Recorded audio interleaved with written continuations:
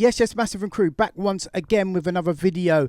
And today I thought I'd go through some of the comments on our previous video, seeing as there was quite a few topics and stuff that I thought, you know, subjects that were raised, and I thought it'd be a good idea to go through some of those and, you know, discuss them with you. And obviously, guys, if you guys want to comment your views down below, please feel free to do so respectfully. Obviously, if you're respectful, then leave the comments there. You know, let's have a, you know, a discussion, debate, whatever the case may be. And as long as you're respectful, then I'll leave the comments up there. I know Bearmans out there are very, very respectful, and I appreciate you guys who've always been there and supporting my channel. And we're actually up to 7,100, nearly almost 7,200 subscribers, man. And it's been a long, long journey. And I would say big up to all the regular subscribers. You know, you just got few odd people who made some comments, and maybe one or two of them was disrespectful, and one guy actually had to block his comments from the channel because he's been super disrespectful. And you know you are, bruv.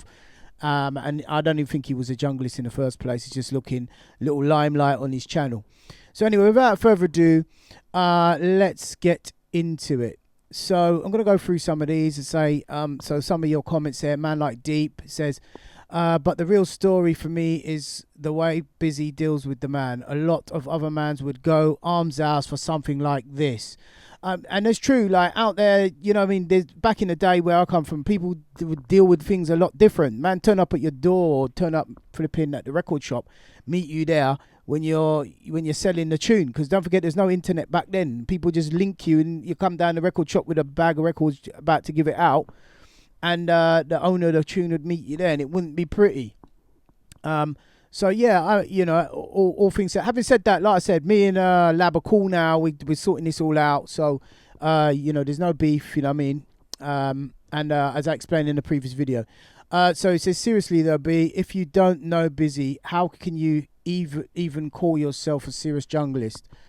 Well, you know what I mean. People do know, you know, people don't know. New people come into it and they like the music, so it's all good, man. Okay, Ari the Tech 9. I thought you put your own twist on that tune, by the way. Yeah, I did sample it, and it was an instrument. But you see, with this vocal thing, because I want to tackle vocals, like vocals from other junglist tunes, right, that have been sung, is a no-no. You can't do that. And yeah, I understand, like, jungle was built on samples, no doubt. But here's the deal.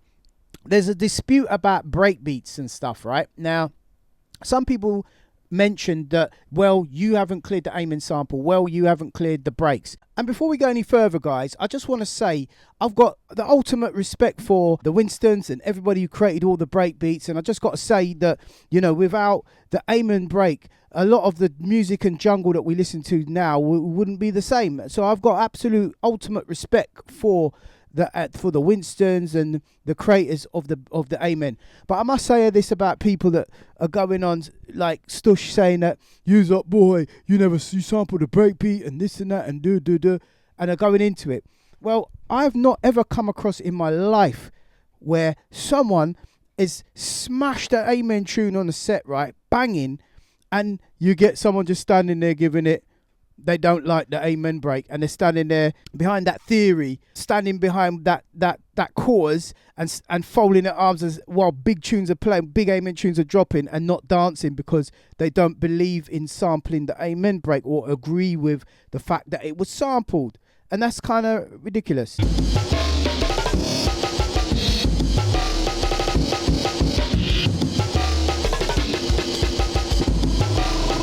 Pull it up. What's the wall? I'm going to kill you!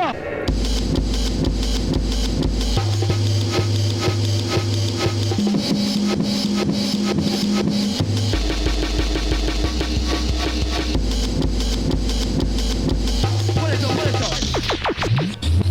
Nah, man. No way. I ain't dancing to this. Run that! Nah, man. That's taking the piss. Nah. If you go back into time, right, one thing that some people don't realize is that it was all about what breakbeat collections you had. And all of the breakbeats that I got, because I never owned a copy of the Amen Brothers, the Amen Brother track, which was done by the Winstons. It was on the B side of like a blue label thing, right? it was all about the ultimate breaks and beats. And if you look into the first, second, and third ultimate breaks and beats, I think it was track 3 on one of them. I think it's the blue copy. Actually has the aim and loop on there. And there's many of the different loops and breaks that you find on those tracks. But a lot of them, admittedly, were the full tracks, right, with the breaks in there. And DJs used to use those. And there was also samples at the end of it. So everybody was on the understanding that you used to sample those breaks, right? And also, we grew up on this kind of 7-second rule. I don't know where it come from, whether it used to be or it did, because obviously all the producers that I met used to talk about the 7-second rule. If you sampled it, and as long as it's not more than 7 seconds, which is technically a breakbeat, you're good to go. So we would grow up on that, whether it was ignorant, naive, we didn't know whether or what, you have to clear all samples, no doubt. But with a breakbeat, it's a grey area because you cut it up, you reprogram it, and you do what you do. And also bear in mind, just to reiterate, all of my breakbeats that I sampled have come from breakbeat albums, and there were tons of DJ break ones. And one of the most famous was the Simon Harris Breaks, Beats and Scratches. And that's where we got the Murder Style from, yeah? And that's where we also got the You Are Now About to Witness the Strength of Street Knowledge. It was on one of those retro sample CDs. And I remember we used to search hard to get our breaks CD quality. Jungle Warfare was another one that released all the Amen Break and all these other breaks cut up and done what they want. So most of us got our breakbeats that I know, yeah, from actual breakbeat albums, not the original sources. And even though hip-hop was built off of the ultimate breaks and beats, because the guy who first released the ultimate breaks and beats was a guy called Breakbeat Louie. If you look it up, you'll see he released a series of albums. Public Enemy sampled it. They flipping put their vocals over the Bring the Noise track, and there was just a world of them. There's loads. If you look back at those ultimate breaks and beats, you will find instrumentals to many of the rap tunes, and rap ended up sampling a lot of the breakbeats. So that's where we warrant that we got the breakbeats from.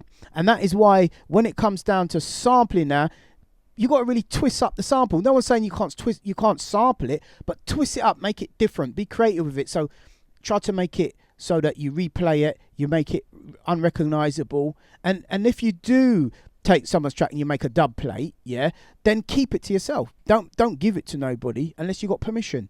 And there's places now on the internet where you can get stuff, lots of original stuff. We used to sample from the Rare Grooves, we used to sample from the sound tapes, we used to sample from and again, the sound tapes technically might be a bit of a grey area because it's just like a recording of a live session. And when you get a sound tape, it doesn't say copyright on it, so where do you go from there? It's just everything's got to be at your discretion, you know what I mean? And you got to think to yourself, obviously somebody's performed that, so change it up, make it sound different, make it sound unrecognizable. Or you can do what you call cover, which is where you re-sing something, yeah, and you put it out, and then it just becomes what you call a publishing issue, so the owner of the copyright just gets the publishing.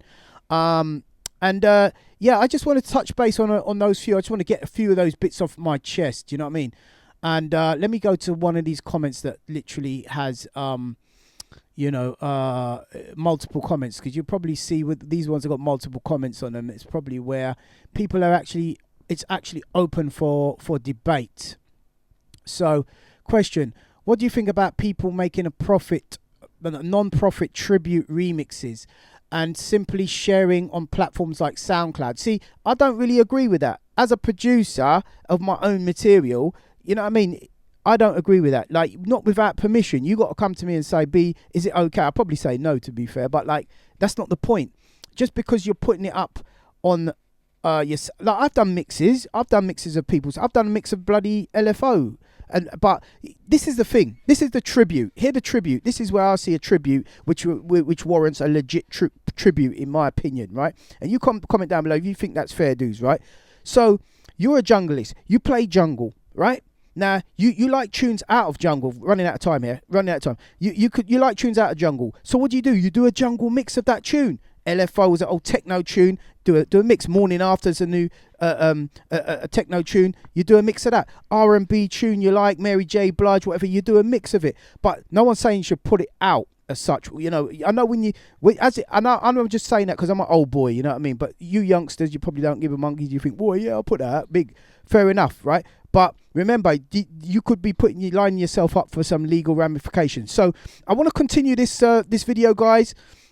And I hope we've touched base on some cool subjects. And as I said, I want to hear some of your opinions on this. And I'm going to go through some more of these. If you smash that like button, if I get to like 150 likes on this video, we'll do more, yeah? Because I know this is quite a big subject, and I do want to touch base and make sure we cover lots of angles and discuss things going forward. So this episode is going to be all about sampling. I'm actually working on a documentary about the history of it all, and some deep stuff about the breaks and stuff. Again, smash the like button, comment down below if you want to see that.